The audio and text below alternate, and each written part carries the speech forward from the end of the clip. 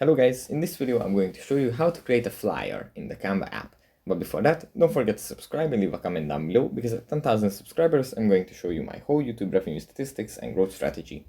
So without further ado, let's jump right into it.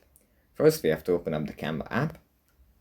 Here it usually opens up in the home menu where we have our projects, from which we can select one that we want to work on. For now we have to find the plus icon in the bottom bar and tap on it. Then the app is going to show us this list of different kinds of formats and file variants that we can create.